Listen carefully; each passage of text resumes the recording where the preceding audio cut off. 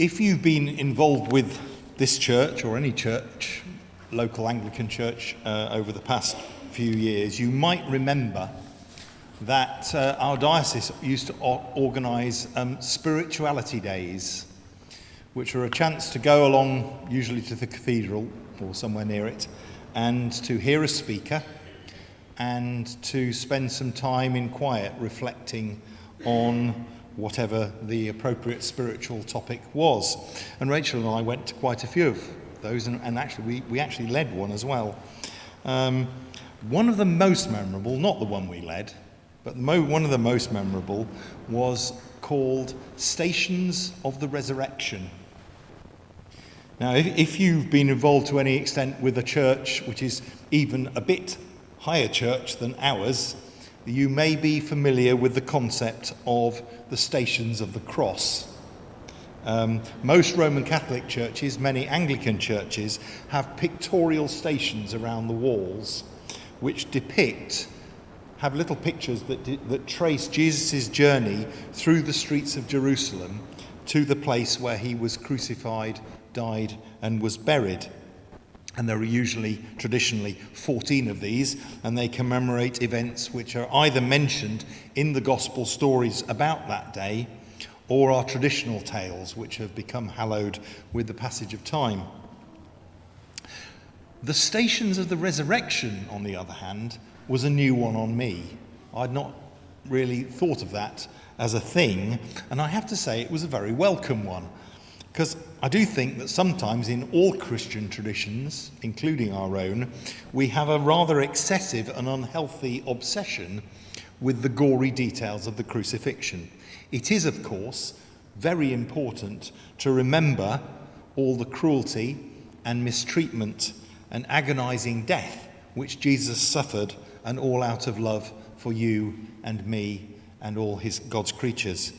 But there is a danger that we could spend so much time and energy engaging with the misery of it all that we forget that the crucifixion is only half the Easter story.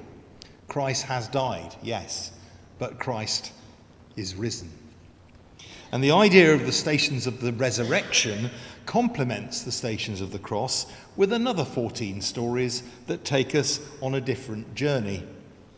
If the trajectory of the Good Friday story is downward into an atmosphere of gathering darkness, the trajectory of the story from Easter Day brings us back up into light as the realization dawns that Jesus was not defeated at Calvary, but has conquered the power of evil and sin and death through his rising again and through his continuing presence.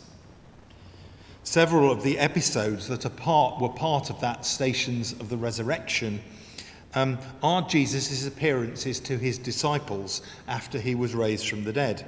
And I love these stories because they chart the disciples' journey from being a defeated, despairing rabble to being filled with hope, with a new spring in their step, and ready to receive the power of the Holy Spirit at Pentecost.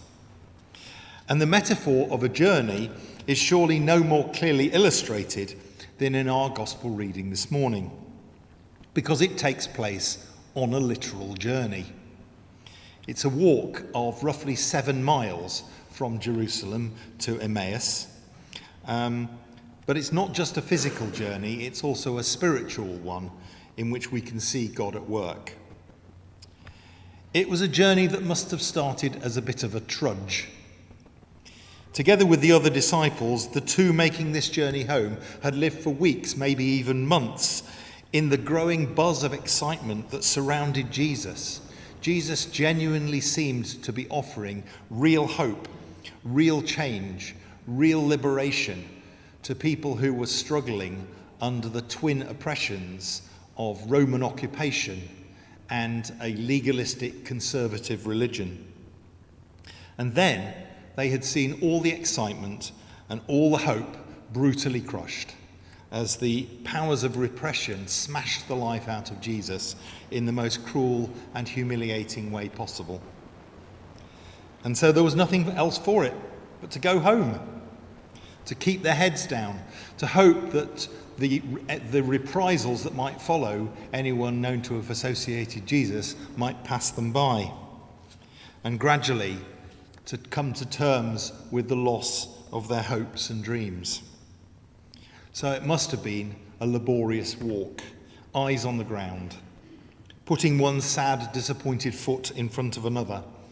Nothing much to look forward to but getting home and resuming everyday life, a life that would lack the excitement and hope that had lit up their life recently, but at least a return to familiar routines and the company of friends and family. And so in that context, perhaps it isn't all that surprising that when a stranger came alongside them and joined in their conversation, they didn't recognize him. It never occurred to them that it might be Jesus.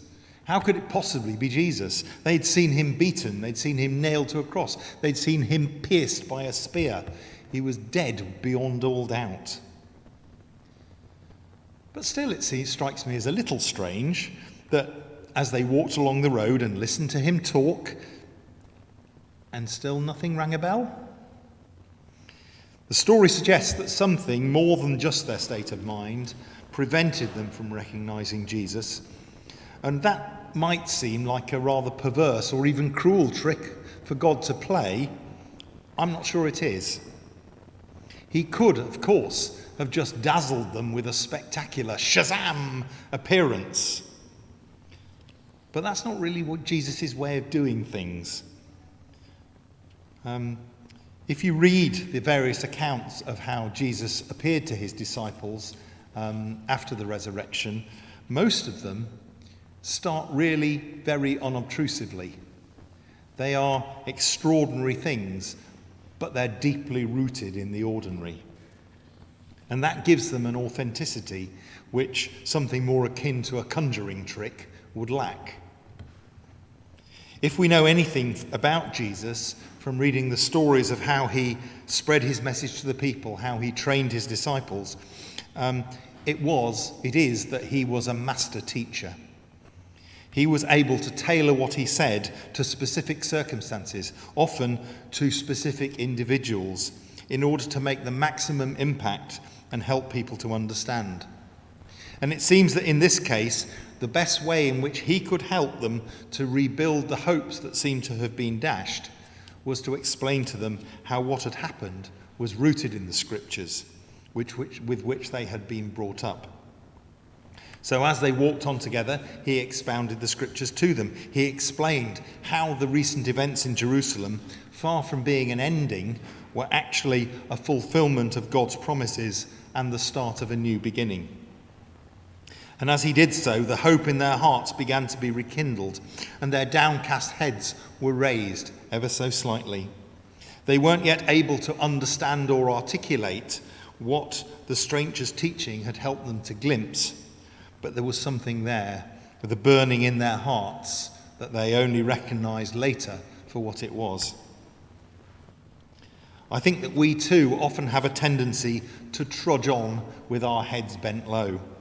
Often life feels like a hard slog, and it is all we can do to put one foot in front of another. And of course that is true of life in general for many people. And it's true often of the life of faith for those who seek to follow Jesus.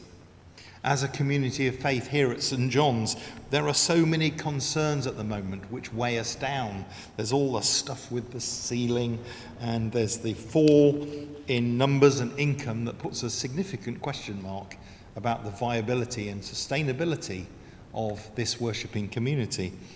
And now, of course, we have the uncertainty about how we will manage without a vicar when Bruce goes, how long we will be without one, and indeed whether we will ever get another one. And with all that going on, it isn't always easy to keep sight of Jesus walking alongside us. But if we will only be open to the possibility that he is, and willing to recognize those glimpses of his presence with us, they are there. They're there in our regular meeting together for worship, prayer and fellowship. They're present in the care and love that we show for one another. We supporting those who are struggling, praying for each other and encouraging each other in our discipleship, in our learning from Scripture and from each other about God's love for us as shown supremely in the person of Jesus.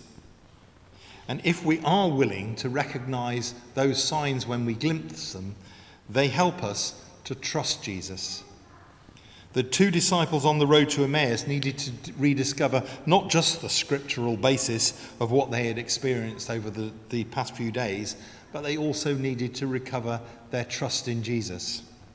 Trusting him had been easy when they had been with him, listening to his teaching, travelling with him, enjoying his company, sharing his compassion. But it was much harder to do when he was gone, especially given the way he'd been taken from them. But as they walked the road with Jesus and listened to him speak, hope and trust started to grow. And it came to full fruition when they offered the customary hospitality, giving refreshment and a bed for the night to someone who might otherwise have to travel on alone through the dangers of the night with nothing to protect or sustain them. So they welcomed Jesus into their home. And it was only then, when he took food, thanked God for it, and broke it so they could share it, as he had done so many times in the past, that their eyes were fully opened, their heads were lifted to see the full picture. And suddenly everything they had experienced made sense, and they no longer needed the physical presence of Jesus to sustain their faith and trust in him. And nor, as it turned out, did they need sleep, or at least not immediately, because instead of going to bed, their excitement at the gift that had just been offered to them, the revelation that Jesus was indeed alive, bubbled over, and they immediately set off back to Jerusalem. And this time, I don't think it was a trudge. I don't think it was a slog. I imagine them hurrying, skipping, dancing back down the road, transported by joy and bursting to share their good news. And perhaps you and I need to rediscover a little bit of that joy and excitement. I'm not for a moment suggesting that it's easy when there are so many concerns that weigh us down. But Jesus is risen. Jesus is among us. Jesus' presence is there to be glimpsed if we will only recognize him, to be experienced if we will only receive him. The present may be difficult and the future uncertain, but maybe that is only if the limit of our hopes is for everything to stay the same. The revelation that came around that table in Emmaus was that in the promises of God, as revealed in Jesus, nothing will ever be the same again. Sin and death, violence and oppression, bigotry and hatred are still real things, but they are not the whole story, and they will never have the last word. There is a bigger picture which God sees, and which through faith in Jesus we are enabled to glimpse, and it's exciting stuff. As Archbishop Desmond Tutu put it, goodness is stronger than evil. Love is stronger than hate. Light is stronger than darkness. Life is stronger than death. Victory is ours through him who loves us. And that's good news. That's life-changing news. And it's news worth sharing with our families, with our friends, our communities, and the whole world.